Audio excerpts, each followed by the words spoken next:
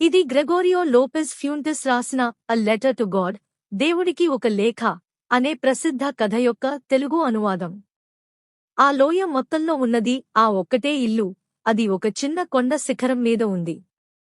అక్కడ నుండి చూస్తే నది, బాగా పండిన మొక్కజొన్న చేను, ఆ పూలు స్పష్టంగా కనిపిస్తాయి. ఆ పంట ఎప్పుడూ మంచి దిగుబడిని ఇస్తుందనే నమ్మకాన్ని కలిగించేది. ఆ భూమికి కావాల్సిందల్లా ఒకటే, అది ఒక మంచి వాన లేదా కనీసం ఒక జల్లు. తన పొలాలను బాగా తెలిసిన లెంచో ఆ ఉదయం అంతా ఈశాన్యం వైపు ఆకాశాన్ని చూస్తూ గడిపాడు. ఇప్పుడు మనకు నిజంగానే నీళ్లు, వర్షం రాబోతున్నాయి అమ్మాయి అని అతను తన భార్యతో అన్నాడు. రాత్రి భోజనం సిద్ధం చేస్తున్న ఆమె, అవును, దేవుడి దయ ఉంటే అని సమాధానమిచ్చింది. పెద్ద పిల్లలు పొలంలో పనిచేస్తుంటే చిన్న పిల్లలు ఇంటి దగ్గర ఆడుకుంటున్నారు. అప్పుడు ఆమె, భోజనానికి రండి అని అందరినీ పిలిచింది. వారు భోజనం చేస్తున్నప్పుడే లెంచో చెప్పినట్లుగా పెద్ద వర్షపు చినుకులు పడటం మొదలయ్యాయి. ఈశాన్య దిశలో మేఘాల పర్వతాలు కదులుతూ రావడం కనిపిస్తోంది. గాలి ఎంతో స్వచ్ఛంగా, హాయిగా ఉంది. లెంచో ఆ వర్షాన్ని తన ఒంటిపై అనుభవించే ఆనందం కోసం బయటకు వెళ్లాడు. తిరిగి వచ్చాక అతను ఎంతో ఉత్సాహంగా, ఇవి ఆకాశం నుండి పడుతున్న వర్షపు చినుకులు కావు, ఇవి కొత్త నాణేలు. పెద్ద చినుకులు 10 సెంట్ల నాణేలు, చిన్నవి 5 సెంట్ల నాణేలు అని అన్నాడు. సంతృప్తిగా తన పూలతో ఉన్న మొక్కజొన్న చేనును, అది వర్షం అనే తెరలో కప్పబడి ఉండటాన్ని అతను చూశాడు. కాని అకస్మాత్తుగా బలమైన గాలి వీయడం మొదలైంది. వానతో పాటు చాలా పెద్ద వడగళ్లు పడటం ప్రారంభించాయి. అవి నిజంగానే వెండి నాణేలలా ఉన్నాయి. పిల్లలు ఆ వర్షంలో తడుస్తూ ఆ గడ్డకట్టిన ముత్యాలను, వడగళ్లు ఏరుకోవడానికి బయటకు పరిగెత్తారు. ఇది ఇప్పుడు చాలా దారుణంగా తయారవుతోంది అని లెంచో ఆందోళనగా అన్నాడు. ఇది త్వరగా తగ్గిపోతుందని ఆశిస్తున్నాను. కాని అది త్వరగా తగ్గలేదు. గంటసేపు ఆ వడగళ్లవాన ఇల్లు, తోట, కొండ చర్యలు, మొక్కజొన్న చేను, లోయ మొత్తాన్ని ముంచెత్తింది. పొలమంతా తెల్లగా, ఉప్పుతో కప్పబడినట్లు అయిపోయింది. చెట్ల మీద ఒక్క ఆకు కూడా మిగలలేదు. మొక్కజొన్న పంట పూర్తిగా నాశనమైపోయింది.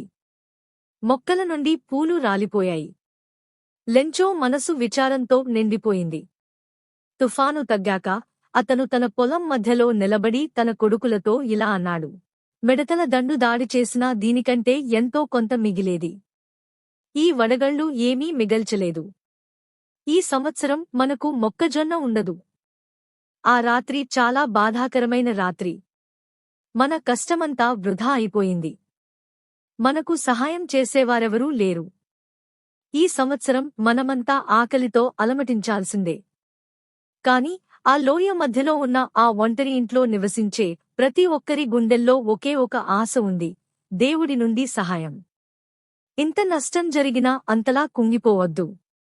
గుర్తుంచుకో, ఆకలితో ఎవరూ చనిపోరు. అందరూ అనే మాట అదే, ఆకలితో ఎవరూ చనిపోరు. ఆ రాత్రంతా లెంచో తన ఏకైక ఆశ అయిన దేవుని సహాయం గురించి ఆలోచిస్తూనే ఉన్నాడు. దేవుని కళ్ళు అన్నీ చూస్తాయని, ఒకరి మనసులో ఏముందో కూడా ఆయనకు తెలుస్తుందని అతను నేర్చుకున్నాడు. లెంచో ఎద్దులా కష్టపడే మనిషి, పొలంలో జంతువులా పనిచేసేవాడు, కాని అతనికి రాయడం వచ్చు. ఆ మరుసటి ఆదివారం తెల్లవారుజామునే అతను ఒక లేఖ రాయడం మొదలుపెట్టాడు. దానిని అతనే స్వయంగా పట్టణానికి తీసుకెళ్లి పోస్ట్ బాక్స్లో వేయాలనుకున్నాడు. అది దేవుడికి రాసిన లేఖ.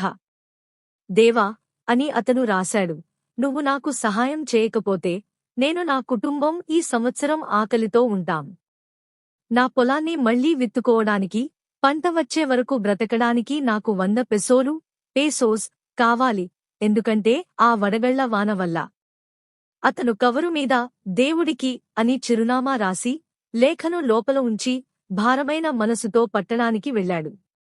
పోస్ట్ ఆఫీసులో దానిపై స్టాంపు అంటించి మెయిల్ బాక్స్లో వేశాడు. పోస్ట్ ఆఫీసులో పనిచేసే ఒక ఉద్యోగి, పోస్ట్ మ్యాన్, ఆ లేఖను చూసి గట్టిగా నవ్వుతూ తన బాస్, పోస్ట్ మాస్టర్ దగ్గరకు తీసుకెళ్లి ఆ దేవుడికి రాసిన లేఖను చూపించాడు. తన కెరీర్లో అటువంటి చిరునామాను అతను ఎప్పుడూ చూడలేదు. పోస్ట్ మాస్టర్ లావుగా, స్నేహపూర్వకంగా ఉండే వ్యక్తి కూడా నవ్వాడు, కాని వెంటనే సీరియస్ అయిపోయాడు. ఆ లేఖను తన టేబుల్పై తడుతూ, ఎంతటి నమ్మకం! ఈ లేఖ రాసిన వ్యక్తికి ఉన్నంత నమ్మకం నాకు కూడా ఉంటే బాగుండు. ఏకంగా దేవుడితోనే ఉత్తర ప్రత్యుత్తరాలు మొదలుపెట్టాడు అని ఆశ్చర్యపోయాడు. ఆ లేఖ రాసిన వ్యక్తికి దేవుడిపై ఉన్న నమ్మకం చెదిరిపోకూడదని పోస్ట్ మాస్టర్కు ఒక ఆలోచన వచ్చింది. ఆ లేఖకు సమాధానం ఇవ్వాలి. కాని ఆ ఉత్తరాన్ని తెరిచి చూశాక దానికి సమాధానం ఇవ్వడానికి కేవలం మంచి మనస్సు, కాగితం, సిరా, ఇంక్ ఉంటే సరిపోదని అతనికి అర్థమైంది. కాని అతను తన నిర్ణయానికి కట్టుబడి ఉన్నాడు. అతను తన సిబ్బందిని డబ్బులు అడిగి తీసుకున్నాడు, తన జీతంలో కొంత భాగం ఇచ్చాడు, మరియు అతని స్నేహితులు కూడా పుణ్యకార్యం కోసం తమ వంతు సహాయం చేశారు. అయినప్పటికీ 100 పెసోస్ పూర్తిగా సేకరించడం అతనికి సాధ్యం కాలేదు. కాబట్టి అతను ఆ రైతుకు సగం కంటే కొంచెం ఎక్కువ డబ్బును మాత్రమే పంపగలిగాడు.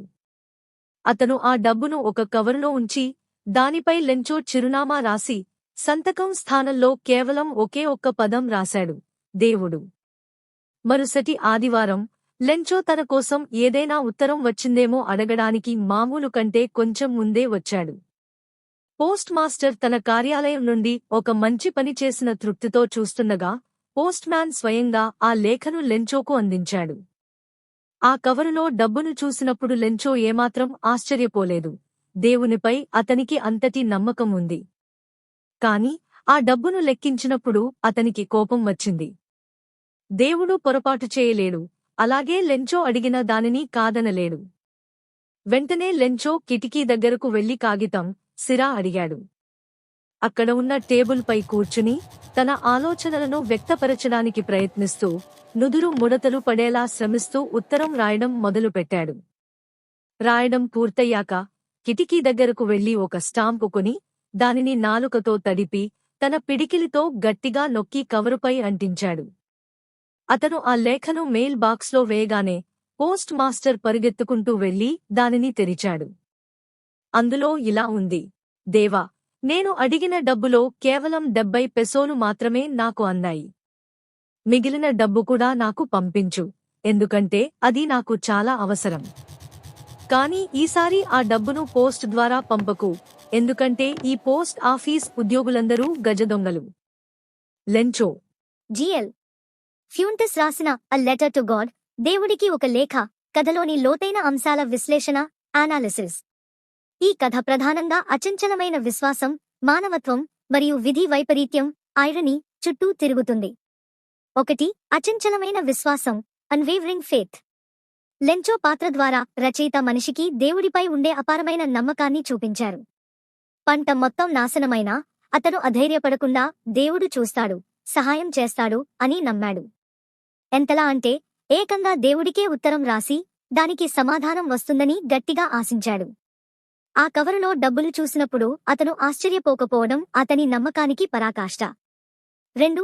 మానవత్వం మరియు నిస్వార్థ సహాయం, హ్యుమానిటీ. ఈ కథలో పోస్ట్ మాస్టర్ పాత్ర చాలా గొప్పది. ఒక అపరిచితుడి నమ్మకం పోకూడదని అతను తన జీతాన్ని, స్నేహితుల సహాయాన్ని సేకరించి పంపడం అతనిలోని గొప్ప మానవత్వాన్ని సూచిస్తుంది. ఒకరి విశ్వాసాన్ని కాపాడటం కోసం చేసే ప్రయత్నం ఈ కథలో మనల్ని ఆకట్టుకుంటుంది. 3. విధి వైపరీత్యం, వ్యంగ్యం, ఐరనీ. ఈ కథలో అతి ముఖ్యమైన అంశం ఐరనీ. మొదటి ఐరనీ, వర్షం వస్తుందని లెంచో ఆనందపడతాడు, కాని అదే వర్షం వడగళ్ల రూపంలో అతని సర్వస్వాన్ని నాశనం చేస్తుంది.